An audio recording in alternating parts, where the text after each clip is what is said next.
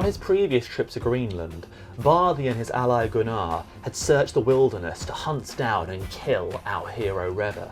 After weeks of searching, they found him. But he had constructed himself a wonderful fortress. It was the finest fortress they had ever seen. They decided to burn it down. However, the fortress was well protected by a wonderful pra, which seemed to magically produce jets of water which extinguished their flames, making the fortress fireproof. Barthie then wisely sought advice from the King of Norway, who devised a clever plan to destroy Refr's fortress, but he had also warned Barthie that his death was awaiting him in Greenland. Barthie returned to Greenland, and he met Gunnar to make the final assault on Refr's fortress. Refr greeted them from the top of his wall and asked what news they brought. Barthie replied, "No news other than that the legs you're standing on are doomed." "That's hardly news," replied Refr calmly. Barthie and Gunnar's men dug a huge ditch searching for Refr's water pipes, and they found them.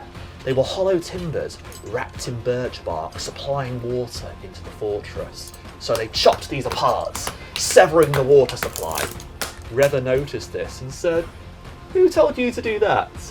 Plainly none of you are wise enough to come up with such a clever strategy. You must have sought the advice of someone far less stupid than yourselves." Barthie angrily answered, "Whoever taught us this plan, we will defeat you and take all of your possessions whilst your home burns."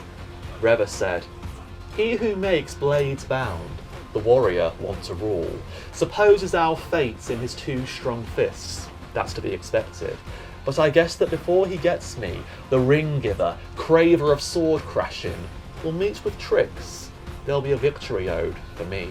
He went back inside, whilst Barthie and Gunnar built up a huge fire at the wall of the fortress, and they were overjoyed at their impending victory over Refr. But Refr had a cunning plan which dashed their hopes of victory. Something completely unexpected happened. The wall of the fortress facing the fjord came crashing down. It neatly landed like a single flat piece of wood. It crushed half of Barthie's men to death. This wall lay smooth and flat as a plank of wood, clearly expertly engineered by a master craftsman. Then something even stranger happened. A ship on wheels emerged from the fortress. It was in fact that same ship that Refr had built so many years earlier for his uncle, the finest ship in Iceland.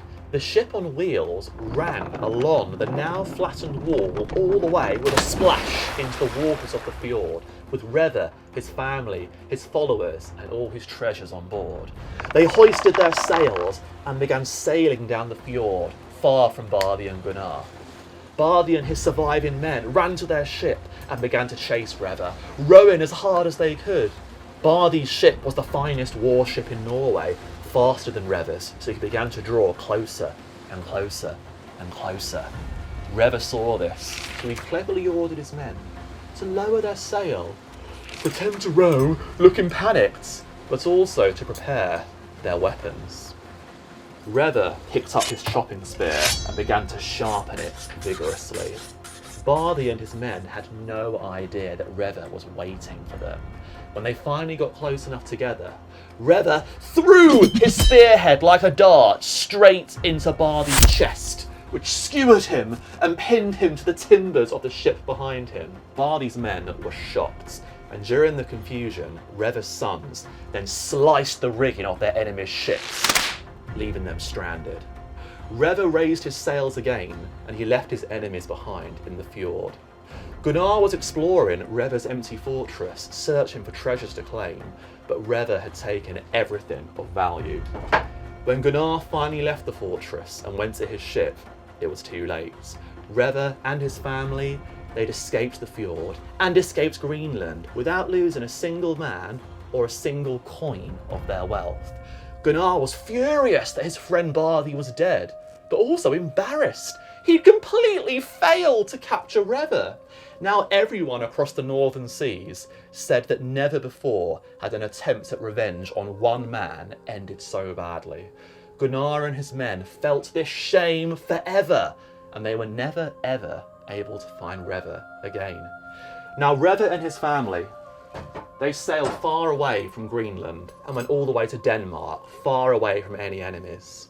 Refr went to meet King Sweyn of Denmark, who was very pleased to meet the brave, clever and famous Refr the Sly, who he heard so much about.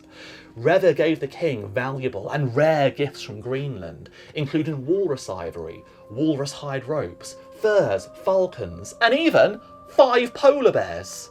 The king said, "You and your sons impress me as people in whom I would find good service. Now because you have sought me out and brought me fine and rare gifts from distant Greenland, I shall provide you with 12 good rich farms in the west of Denmark and an armouring from my royal treasury. Your family shall always have an honoured place within this land." And so Refr and his family settled down in their new home. His sons grew up to become wealthy and clever men, just like their father. Refr himself had even more adventures, which even took him as far away as the holy city of Rome. But that's another saga for another time. And with that, we close the saga of Refr the Sly, an unconventional hero of unconventional origins who won his disputes and earned his wealth using his skill as a craftsman, his patience, his wisdom, and of course, his naturally sly nature.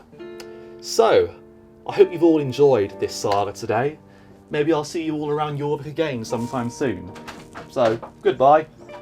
Or as we Vikings say, fare du vel.